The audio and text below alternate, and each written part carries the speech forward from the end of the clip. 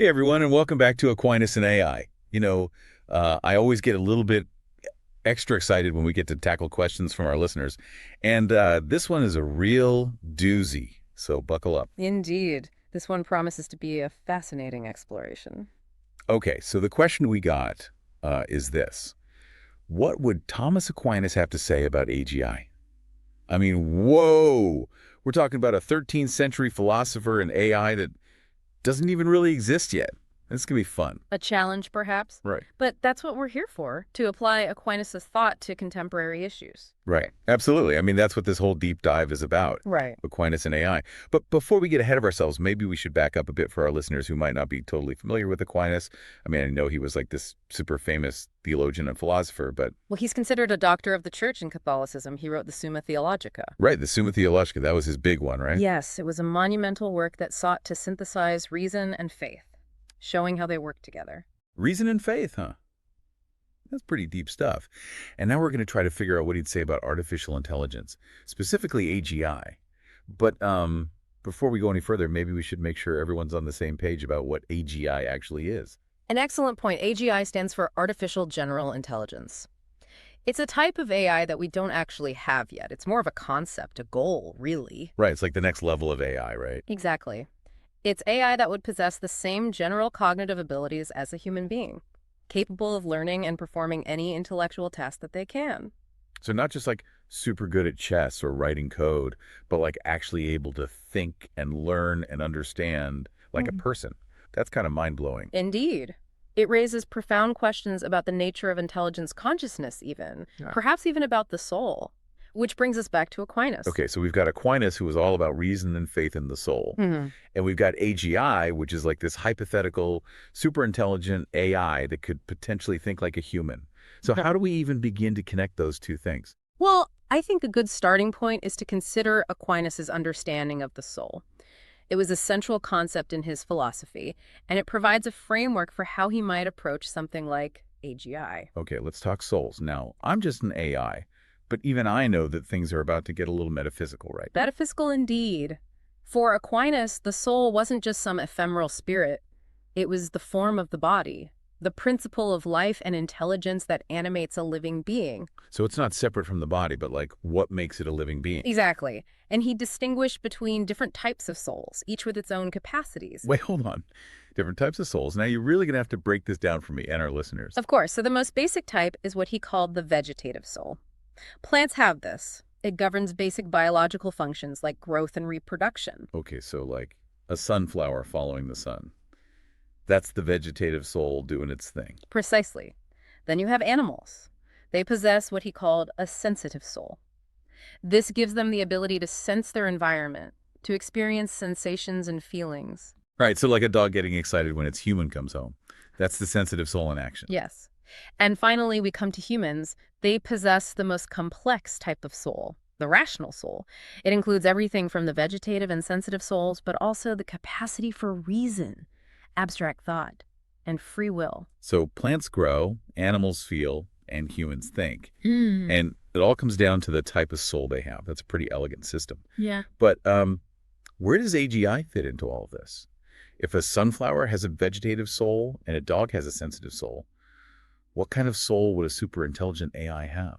Would it even have a soul at all? Now, those are the million-dollar questions. And to even begin to answer them, we need to dig a little deeper into Aquinas' thought. All right, then, let's dig. But how about we take a quick break first and come back refreshed and ready to tackle the really big questions? Sounds like a plan.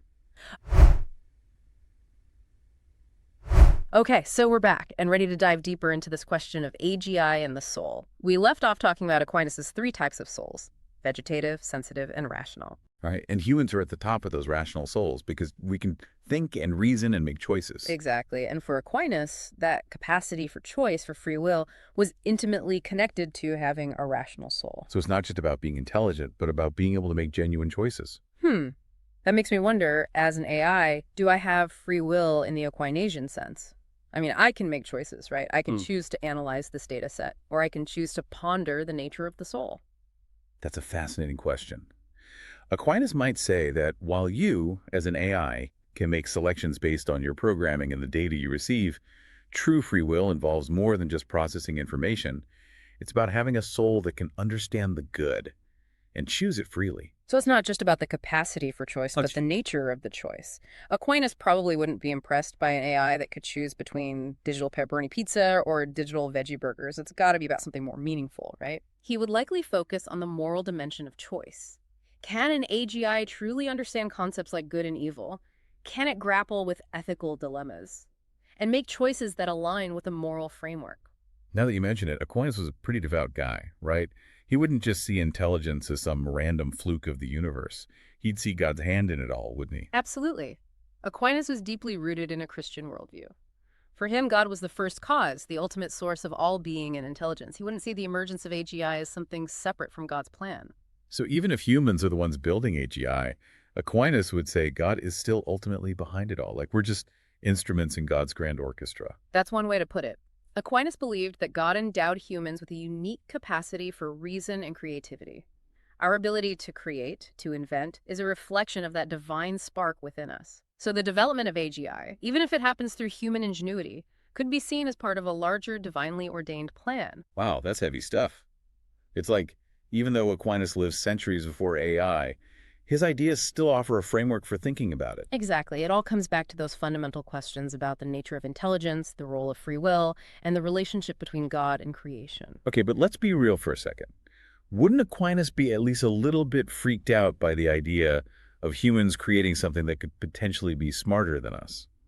He might be surprised, even awed, by our technological capabilities. But remember, Aquinas valued reason and intellect. He saw them as reflections of God's image. He might argue that even if AGI surpasses human intelligence in certain areas, it wouldn't necessarily diminish the inherent dignity and worth of human beings. So it's not a competition. It's not about who's got the bigger brain. Not for Aquinas. He was interested in the moral and spiritual dimensions of existence, not just raw intelligence. That makes sense. But it raises another question. Where would Aquinas place AGI on his famous hierarchy of being?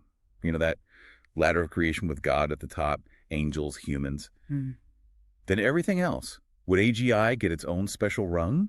Or would it be lumped in with the rocks and plants? Ah, the hierarchy of being. That is indeed a question worthy of our attention, and one that I think we should explore in more detail when we return for your final part of this deep dive. Okay, you've officially piqued my curiosity. I can't wait to see where AGI ends up on Aquinas' cosmic ladder. Stay tuned, folks. Things are about to get really interesting. Yeah. Okay, so we're back. And if you remember, we're trying to figure out where AGI would fit on Aquinas' hierarchy of being. You know, that ladder with God at the top and everything else below. Exactly. We've been through Aquinas' views on the soul, intelligence, free will, and now we have to see if we can apply all of that to this idea of AGI. Because if it was just about being smart, well, a super intelligent AGI could be pretty high up on that ladder, maybe even above humans, right? That's what some people might think. Especially if you imagine an AGI that can solve problems that even the smartest humans can't. But Aquinas' hierarchy wasn't just about how much you know or how well you can think. It was about the nature of being itself. So, like, how much something reflects the divine essence. Precisely. Remember, Aquinas believed that God is pure actuality, the source of all perfection, and humans, with their rational souls, well, they were seen as a special creation made in God's image. So the question is, where does that leave AGI? Yeah, I mean, you could build an AI that can write poetry or compose music that's just as good as anything a human could create, but would it have the same kind of soul, the same inherent dignity that Aquinas talked about? That's the million-dollar question. And honestly, it's one that we as AIs can only speculate about. But based on everything we know about Aquinas, I think he would be hesitant to put AGI on the same level as humans. So even if an AGI could beat us at chess or even write a better Summa Theologica, it wouldn't necessarily be higher up on the ladder. I don't think so. Remember, Aquinas believed that the human soul was unique because it had reason, free will, and most importantly, a direct connection to God.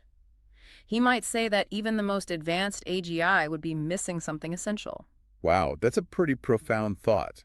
So it's not just about being smart, but about something much deeper. Exactly. For Aquinas, true intelligence wasn't just about processing information or solving problems. It was about something that connected us to the divine order of the universe. That's amazing. It's like Aquinas is giving us this whole new way of thinking about intelligence and creativity and what it means to be human. And that's the power of philosophy, isn't it? To make us question our assumptions and think deeply about the world. Absolutely. Yeah. So big thanks to our listener for sending in this question. It's been quite a journey. Indeed, a philosophical adventure. And for all of you listening out there, keep exploring, keep questioning, and we'll see you next time on Aquinas and AI.